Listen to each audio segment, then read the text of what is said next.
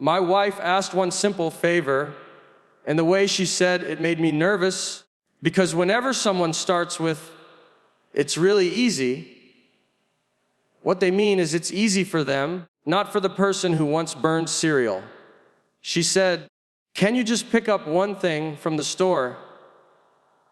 And I nodded like a confident adult, like a man who definitely knows where stores are and how they work, even though in my head I was already panicking, thinking, this is how every disaster movie starts, with one guy saying yes to something small. I told her, "No problem," and she looked relieved, which immediately told me I had just accepted responsibility for the emotional stability of our household. I repeated the item in my head like it was a secret code I couldn't lose, walking to my car saying it over and over, because if I forgot, there was no way I was calling her to ask again. That would expose me as a fraud, a grown man who can drive but can't remember a single word for more than 4 minutes. I get in the car, turn on the radio. Suddenly every song is louder than my thoughts, so I'm trying to focus like I'm defusing a bomb, whispering, don't forget," while also missing 3 turns because I'm so proud of myself for remembering.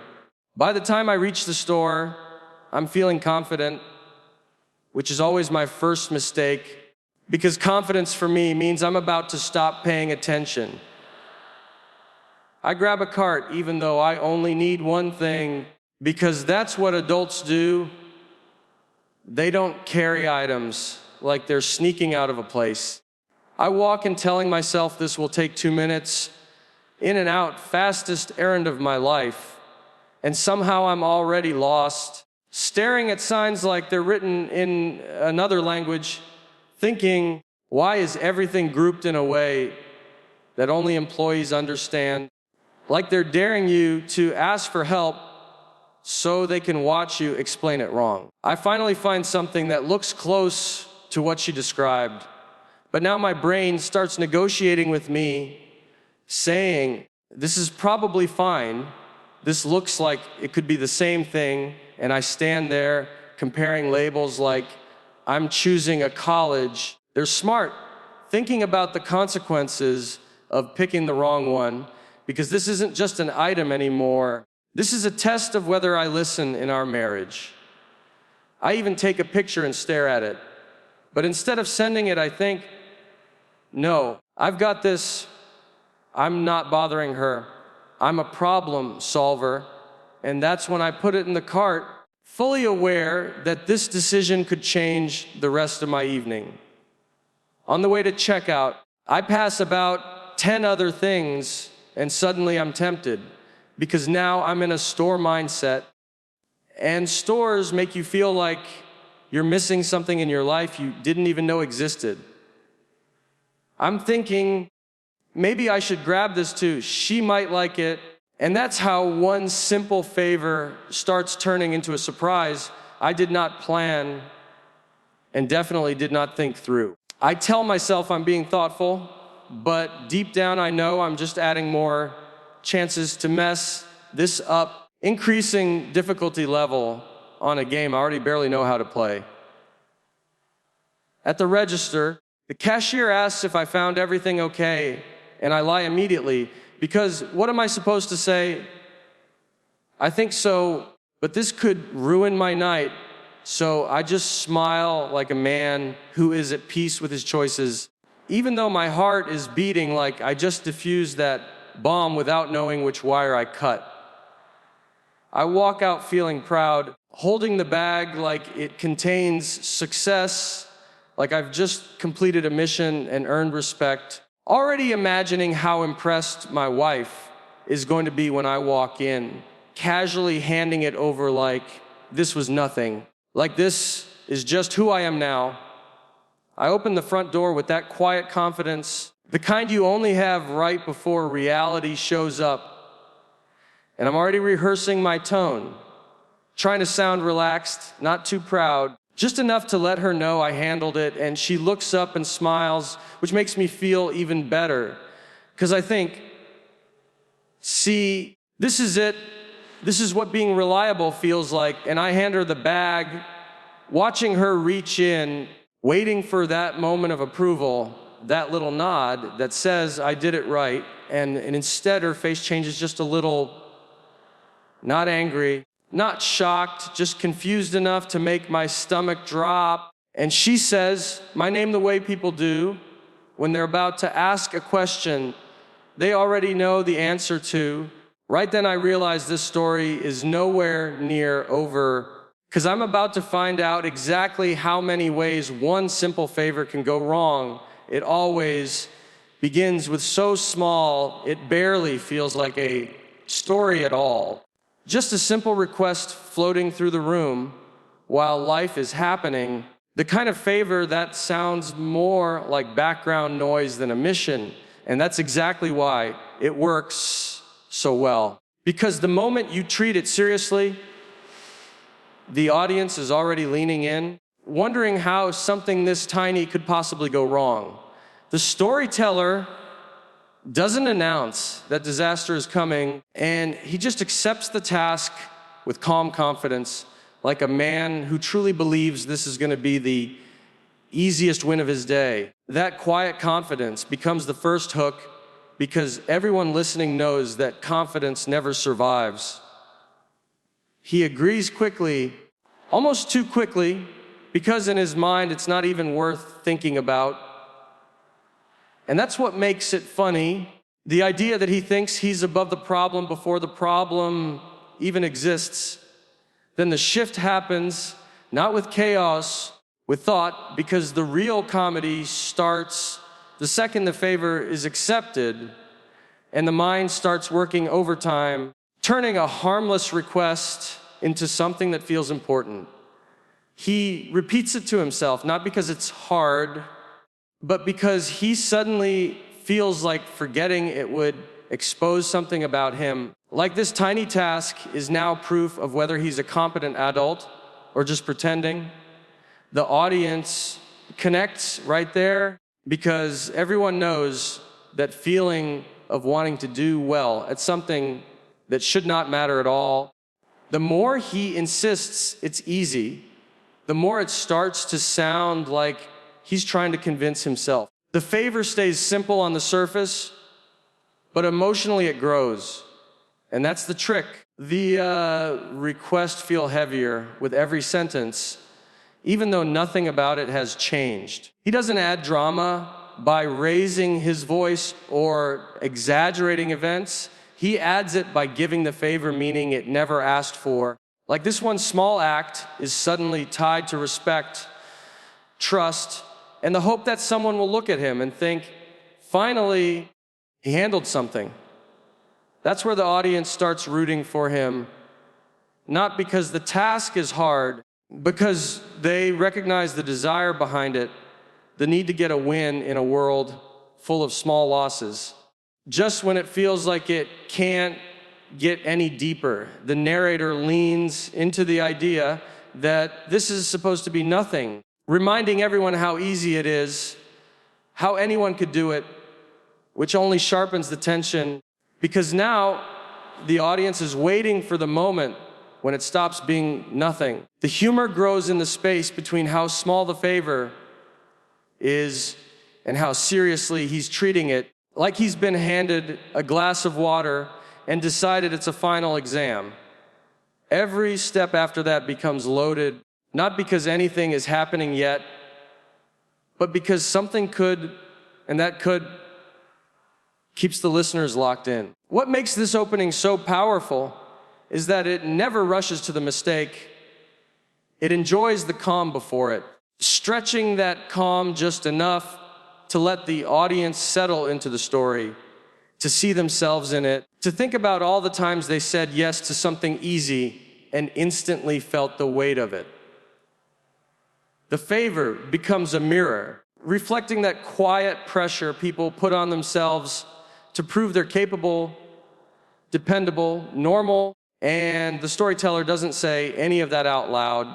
He just lets it live under the words. wrapped in casual language and everyday confidence that feels natural and harmless. By the time he finishes setting up that one simple request, it's no longer just a favor, it's a doorway, and everyone listening knows that stepping through it is going to change the whole day, even if nothing has technically gone wrong yet. And that's the hook, the promise that the smallest yes can lead to the biggest mess. We're only just getting started.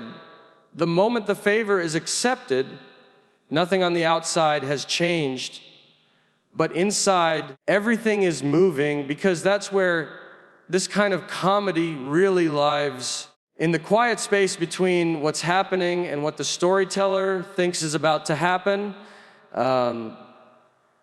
He hasn't even taken a step yet, but his mind is already 10 minutes ahead, running scenarios like a low-budget action movie where the hero keeps failing at things no one else would struggle with. He starts repeating the request to himself, not because it's complicated, but because he knows his own track record. The audience immediately understands that this isn't about memory. It's about trust. The fragile kind you place in yourself when you say, "This time I'm going to get it right." Every thought becomes a mini decision. Every decision feels bigger than it should, because now he's not just doing a task, he's guarding it, protecting it from distraction, from noise, from his own talent for turning simple things into stories people will later hear. He catches himself drifting for half a second and snaps back like he almost dropped something valuable. That overreaction is where the laughs start building, because the audience knows exactly what it's like to suddenly care too much about something that didn't matter a moment ago.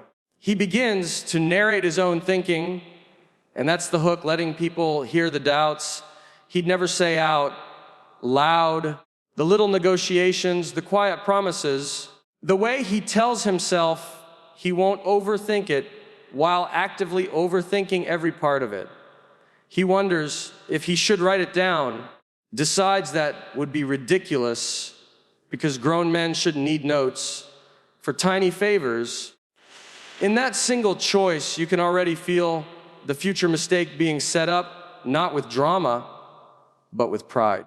The audience smiles because they've made that exact choice before, trusting their memory out of stubbornness rather than logic.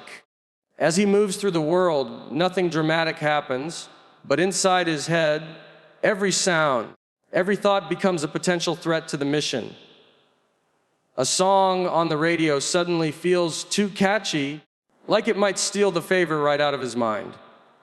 A random thought about something else becomes dangerous, because what if it pushes the important thing out and he imagines himself standing there later, empty-handed,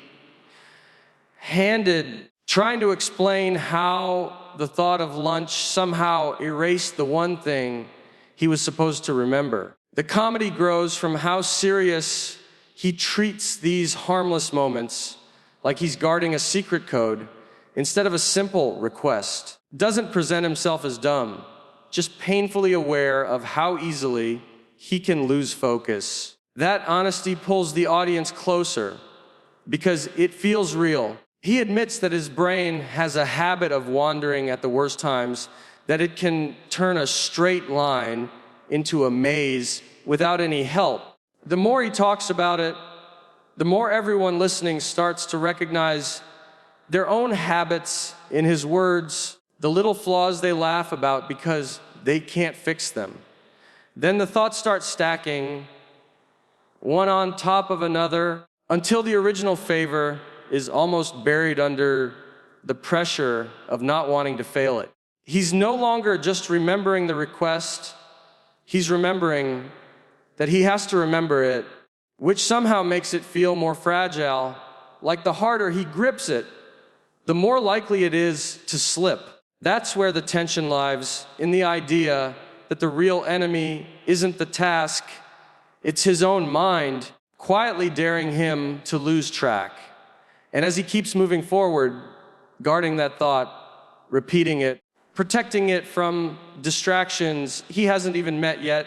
The audience can feel that something is building, not because anything has gone wrong, but because so much effort is being spent trying to keep it from going wrong. Everyone knows that effort never lasts forever. At some point along the way, without any announcement or celebration, confidence shows up quiet and uninvited, like it always does, slipping into the story right when it shouldn't. The narrator welcomes it because it feels good to finally relax, to think maybe this time is different. Simple favor is actually going to stay simple. He notices that he's still remembering the request, still focused, still on track, and instead of treating that as a temporary win, he treats it like proof that he's got this whole thing under control. The audience can feel that shift immediately because they know that moment. The second you think you've won before the game is even close to over, he starts moving differently after that, not rushing anymore, not guarding every thought, because now he trusts himself, and that trust becomes the setup. He tells himself he doesn't need to repeat the favor in his head anymore. He's past that stage. He's stable now, like someone who takes their hands off the wheel just to see if the car will keep going straight. It's subtle. They're smart, but that's what makes it funny, because nothing changes on the outside, only the way he thinks about what he's doing. That tiny change is enough to tilt everything. With that confidence comes comfort, and with comfort comes distraction. But he doesn't see it as distraction yet. He sees it as freedom. He lets his mind wander a little, starts thinking about other things, things that feel harmless, like what he's going to do later, or how well this is already going. Every one of those thoughts is another step away from the careful focus he had before. The audience watches him loosen his grip, knowing exactly where this is headed, enjoying the slow walk toward trouble more than the trouble itself. He even starts imagining how this is going to look when it's over, how he's going to casually hand over the result like it was nothing. Good it's going to feel to be the person who handled it without drama. A future moment becomes more real to him than the present one. And in chasing that feeling, he forgets that it hasn't happened yet. The confidence turns into a story he's telling himself where he's already succeeded, and that story starts to replace the one he's actually living. Then come the little choices, the ones that seem too small to matter, but always do. He takes a longer route because it looks nicer. He stops paying attention to signs because he thinks he doesn't need them. He tells himself he can multitask now, that he's earned it because he's proven he can handle this. And every decision is wrapped in that same thought. I'm fine. I've got this. Nothing can go wrong anymore. The comedy sits in how reasonable it all sounds, because it is reasonable right up until it isn't. The audience feels the tension rising, not because something bad has happened, but because something bad is becoming possible, and that possibility grows with every confident step. He hasn't forgotten the favor yet, but he's stopped respecting it. And that's the real turning point, the moment when success starts to turn into risk without him noticing. He's not careless, he's just comfortable. Comfort is always louder than caution. By the time he realizes he hasn't thought about the favor in a while, it's already too late to rewind to that careful mindset, because now the confidence has settled in, convincing him that everything is still under control, even as the edges start to blur. He tells himself he'll check in on it later, that it's safe in the back of his mind, like something you set down and assume will still be there when you turn around. That assumption becomes the quiet hook, pulling the audience forward, waiting for the moment when he finally turns back and sees what's missing, when he finally steps into the place where the favor is supposed to be completed. The world doesn't change, but suddenly everything around him feels smart. It's been designed by people who already know what they're doing and never once considered someone like him. The room is full of signs, labels, and aisles that look helpful until you actually try to use them. That's when he realizes this simple environment has rules he was never taught.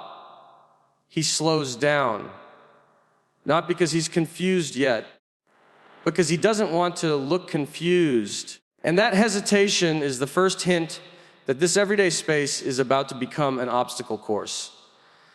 He starts scanning for clues, words that should make sense, but somehow don't, because now he's trying to match what he remembers in his head with what's in front of him, and those two things don't line up as neatly as he hoped. The favor was simple when it was just words, but now it has a physical shape, and that shape looks slightly different than he imagined. The audience feels that shift, the moment when imagination meets reality and realizes they are not the same thing. Instead of asking for help, he decides to solve it himself because this feels like a test he should be able to pass. He convinces himself that if he just looks long enough, the right answer will reveal itself, like one of those puzzles where the picture suddenly pops out if you stare at it. He walks back and forth, pretending he knows exactly what he's doing, picking things up, putting them down, nodding thoughtfully, all while hoping no one notices that he's just guessing with confidence. Every option looks close enough to be dangerous. Nothing is clearly wrong, but nothing feels completely right either. And that's where the comedy grows. In that gray space where you start telling yourself stories to justify whatever choice you're about to make. He reads labels like they're written in code, searching for one word that will make the decision obvious. But instead he finds more words, more choices, more chances to be slightly off. The longer he stands there, the more pressure builds. They're smart, because now it's not just about getting the right thing. It's about not being the guy who stood in one spot for 10 minutes and still got it wrong. He imagines the conversation later, the moment he hands it over and hears, "What is this?" And he tries to defend himself in his own head, rehearsing explanations that haven't been asked for yet. He tells himself that if it looks right, it probably is right, because surely no one would make something this simple so complicated. That logic sounds solid until you realize it's built entirely on hope.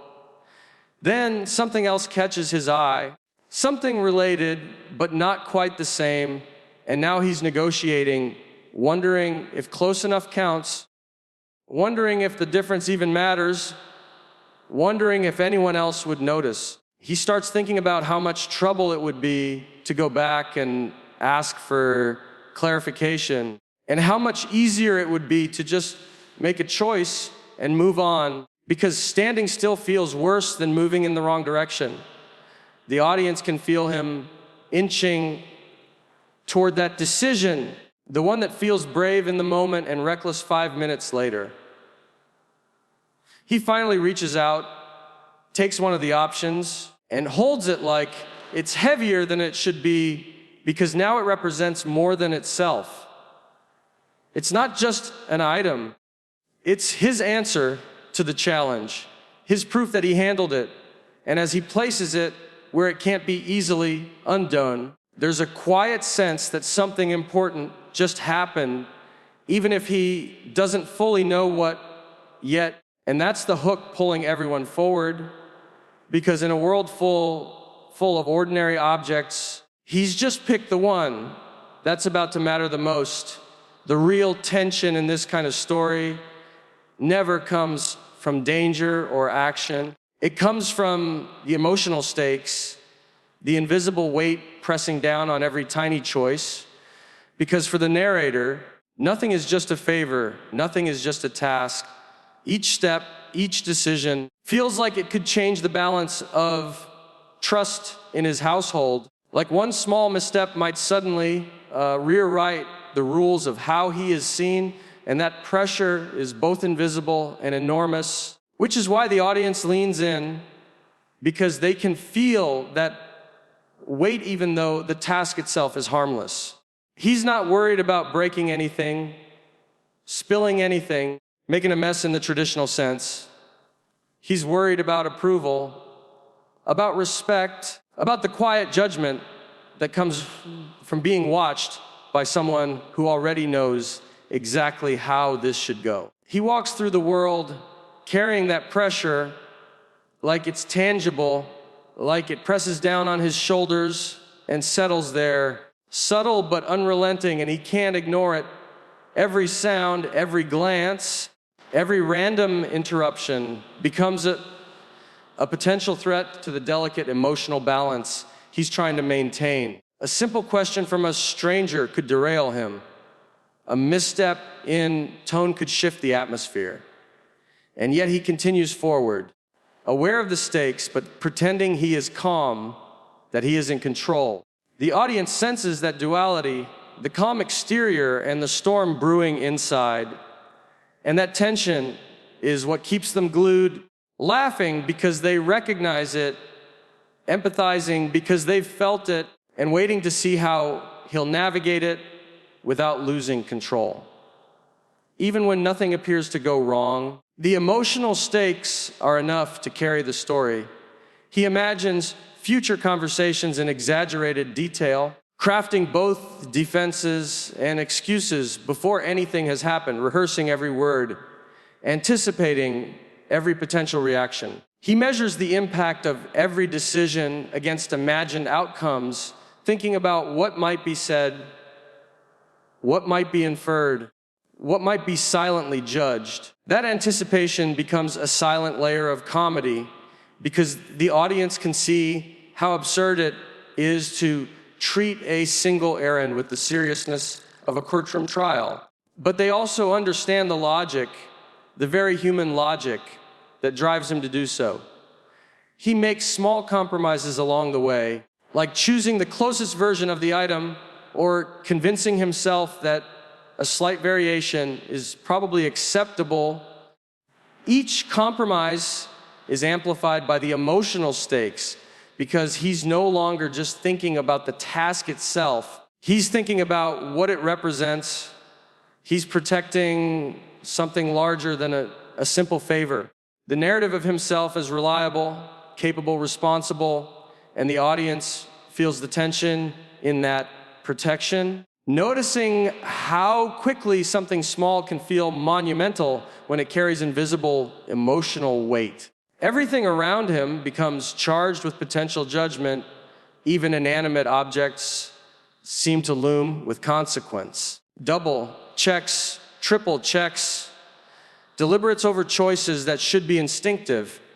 And the more he tries to appear casual, the more the audience can sense his internal panic. That push and pull.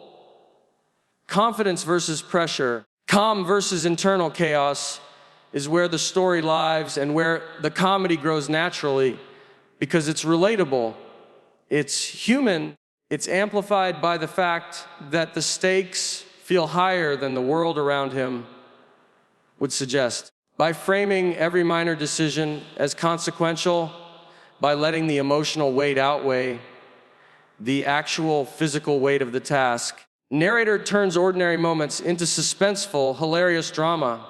Every glance, every hesitation, every subtle miscalculation carries the tension of emotional consequence, and the audience remains captivated, fully aware that the tiniest misstep could ripple outward in ways no one would expect, making every small action feel significant and unavoidably funny.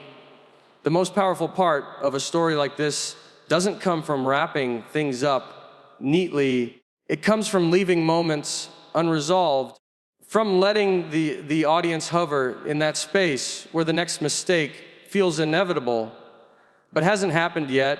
That tension is what makes people stay. Each scene builds on the last. Just as the narrator thinks he's crossed the finish line, the story pauses, holding him. And the audience, right at the edge, because the humor and suspense are strongest in the not quite resolved moments. He carries the item or completes a small step, and for a split second it feels like success, but the air is thick with anticipation, like the world is holding its breath. Smart, and that subtle pressure keeps viewers glued, because everyone knows the disaster is coming, they just don't know when. Every glance, every small interaction, every minor reaction is loaded with implication, because leaving things open-ended allows the audience to imagine all the ways it could go wrong. He notices a slight change in expression, a tilt of the head, a pause in the tone of voice, and instantly the mind races, calculating consequences that may or may not exist. That's where engagement spikes, because the viewers are doing the work alongside him, mentally filling in gaps, laughing at his overthinking, and anticipating the results that haven't arrived yet. The story doesn't need a punchline in these moments, only needs tension wrapped in familiarity. The kind of relatable panic that makes people nod and smile at themselves as they watch. The narrative thrives on the contrast between action and thought. He moves through each step with cautious optimism, fully aware of the stakes he's imagined, carefully navigating ordinary spaces as though they were arenas of high consequence. In every small success or partial completion, the story deliberately leaves threads dangling, questions about whether the choice he made will hold up, whether something small he ignored will spiral out of control, whether the thing he believed under control is actually a ticking time bomb. That unresolved quality is what transforms simple moments into addictive storytelling, because it invites the audience to linger, to stay present, and to imagine scenarios alongside the narrator. He frequently second guesses himself, not because he's inherently indecisive, but because the open-endedness of each step allows the humor to expand. The audience sees him weighing options that might never matter, pausing over details that might never be noticed, yet those pauses create anticipation, the sense that everything could unravel at any second.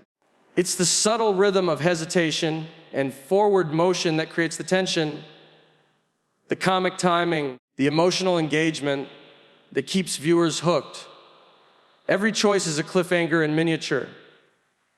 Picking up an item, adjusting a cart, turning down an aisle, exchanging a glance with a stranger. Each becomes a potential turning point, a quiet beat before something unforeseen intrudes. The story lingers on these moments, giving the audience just enough to feel suspense and humor simultaneously, letting them imagine multiple outcomes while remaining fully anchored in the narrator's internal world. By leaving the scenes open, by refusing to tie up each moment with a neat resolution, the narrative gains momentum that carries forward naturally. The audience stays with the narrator because they are invested not in the outcome itself, but in the anticipation. The human hesitation, the imagined consequences, and the comedy that emerges from thinking too hard about something small. That tension, the not quite closure, is what ensures that every second matters, every glance counts, every simple action is imbued with the potential to explode in ways the audience can't wait to witness. So I stand there holding this bag like it's a briefcase full of secrets, trying to look casual, like everything I just did was exactly how I planned it. And my wife looks at me. I see that tiny little twitch in her eyebrow, the one that says, You did something, didn't you? And I realize that exact moment that this one simple favor has officially grown legs and started running marathons without telling me. I try to explain myself, but it comes out in that weird, nervous Nate Bargatze way, like, I thought this would work, maybe, but also I was just trying to help. And she just stares. So now I'm standing there, holding the evidence of my own failure, while she calmly starts unpacking the bag. Every item I thought was perfect suddenly looks like a puzzle piece from the wrong box. And I think to myself, this is how it always happens: one simple favor, full of promise, smart, and somehow I turn it into a story I'll be telling at every family dinner for the next 10 years, laughing while everyone else remembers it differently. But that's the thing. You try, you fail, you learn absolutely nothing.